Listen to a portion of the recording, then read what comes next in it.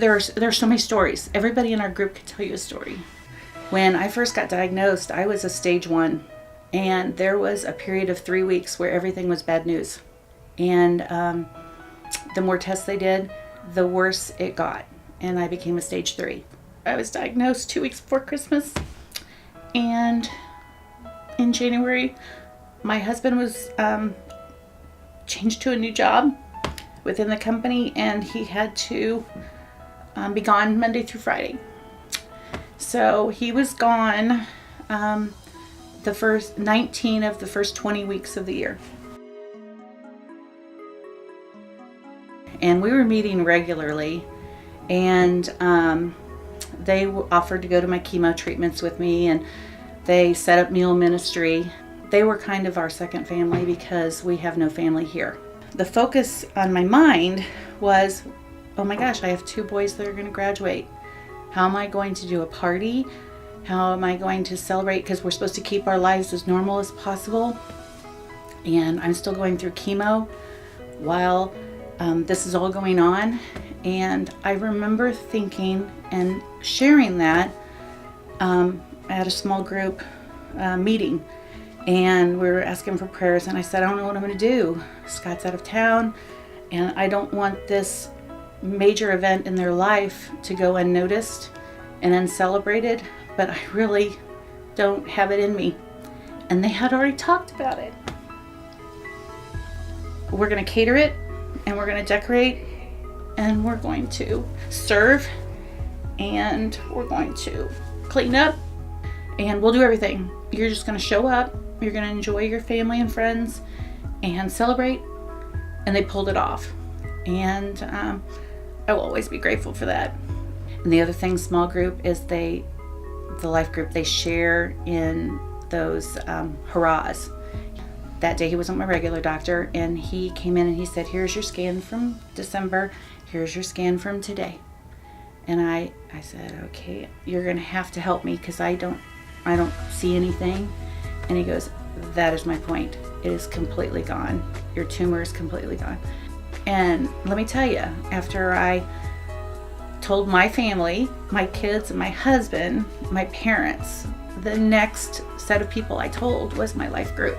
Ours was God-inspired. It was not a group of friends that said, hey, let's have a small group. It was people that were put together because of our geographical location, but we went with it. And over the course of all these years, it has become very apparent to us that it was his plan, not ours.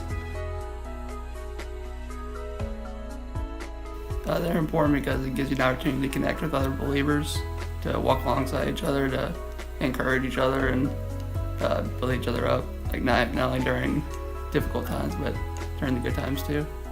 There just wasn't a small group for people that are like post high school through like their mid 30s, and I just felt like I would take the initiative and just start a group. The life group is living, and life group connects one another so that they can in turn connect with the outside world, and we gain support from each other and give support to each other. And I think that's the vitality of a life group and the importance in a church to participate. So I think the significance of life groups is just that it gives you an opportunity to really think about those discipleship practices that you should be engaging in. And it gives you an opportunity to have other people hold you accountable to that, to ask you, how are you doing with your prayer life, with your with reading scripture? Conversations can't happen in worship, but they can in my living room. Because things happen in circles that can't happen in rows. I wanted to be a life group leader for those men who are maybe single, divorced, or whatever, and didn't want to join a couple's life group because they felt maybe a little awkward. And I thought that maybe by joining a group of single men that might encourage them to join a life group. A huge part of it has to do with service work, and our group has chosen to do work with the Sparrow's Nest, a home for teen pregnancy, and we're getting involved with that home and services a big part of being a Christian. It develops our Christian walk, and hopefully we can impact some of those other people at Sparrow's Nest. I took the step to learn about life groups. In particular, I've led other Bible studies and things, but life groups are a little different. Having someone that you are accountable to for your spiritual journey, I just think it's a good way to start.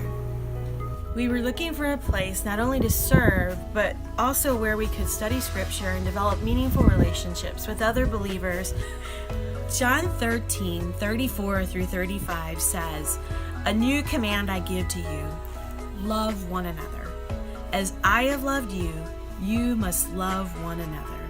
By this, everyone will know that you are my disciples if you love one another."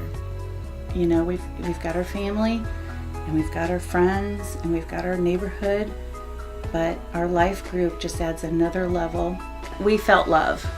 We were very much loved.